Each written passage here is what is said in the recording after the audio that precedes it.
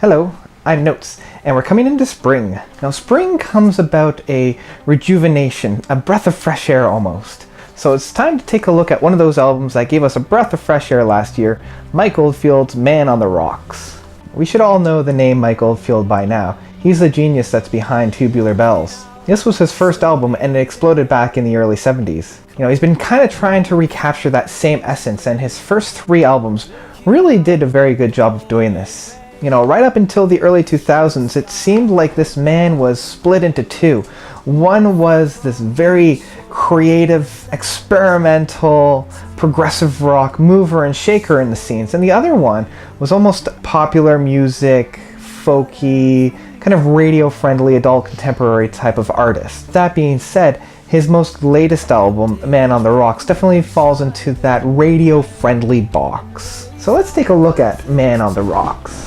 Even though Mike Oldfield is kind of the main name on the album, he does have a lot of backup support on this album that needs to be commented on. First up on this album, we have bassist Leland Sklark, who's worked with such notable people as Phil Collins, Crosby, Stills and Nash, as well as James Taylor. We also have John Robinson, who's worked with Michael Jackson, Eric Clapton, and even Daft Punk. But the main musician I want to draw attention to is Luke Spiller, who provides the vocals on this album. So overall, like I said, this album is kind of like a breath of fresh air. It feels like a bunch of oceanside folk shanties. It's very positive and relentlessly happy at times. The opening track of Sailing and the follow-up track of Moonshine and Minutes just paints a smile on your face no matter how many times you try to frown through it. They're just so happy and very, very boppy.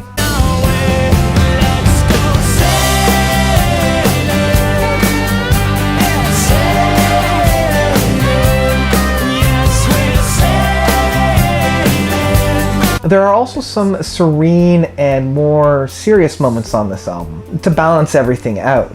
Songs like Dreaming in the Wind, Following the Angels, and I Give Myself Away, they all kind of fall into this mellow, soft, and unfortunately it's also kind of the downside of this album and kind of the most boring parts of this album. Yes, unfortunately on this album there are some boring parts. Softer songs should not be like this. In fact, Moonshine for the most part is a softer song. Now it does have that underlying upbeat tempo to it, but it's still, I would classify it as a softer song. There's one more for our friends, and there's one for our children, feeling the cold rain on our fingertips. And typical to many albums like this, it is very top heavy. The first half of this album far outshines the second half. Now luckily, because of this, it doesn't drag it down. But it does get me thinking about what album I want to listen to after this one before it even finishes. There's nothing really to look forward to by the end of this album. So for the highlights of this album, I really like that first half. All of those songs are really, really solid songs. You've got Sailing, you've got Moonshine, which is one of my favorites. You've got Man on the Rocks, an equally outstanding song, and you've got Castaway. I love how all of these songs really encapsulate the concept that this album's trying to put out. The man on the rocks, being at sea, finding almost like the safe haven of just finding this island right out in the middle of nowhere. It's really almost a romantic view of things. Now, unfortunately, once you discover the rest of this island, there's really not much else to say. Luckily on the second half, we have Nuclear, one of my favorite songs on this album. And it almost mirrors Radioactive from today's band of Imagine Dragons. What a mess we made when it all went wrong. I'm nuclear,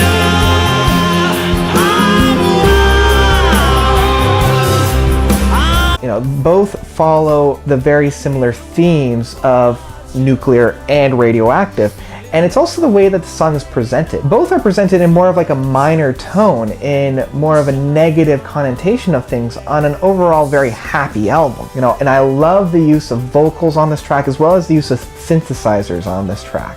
And speaking of vocals, I need to touch upon the vocals provided by Luke Spiller. The amount of emotion this man puts into every word he's saying this includes those softer songs. He's still able to just bring out all those different and complex emotions needed for this. Mike Oldfield really hit gold when he was able to get this kid on this album. And you could really see this on Castaways, where he's able to just build up very slowly this very passionate emotion being felt. Castaway,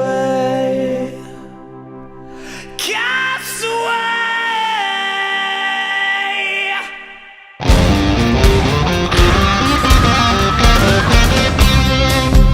So overall, this was a very solid album. Sure, it has its ups and it has its downs, but overall, as a whole album, it is still a very enjoyable album to listen to. It's a really good kind of a middle ground between the radio-friendly, adult contemporary, easy listening, folk jamming, without putting a really hard metalhead to sleep.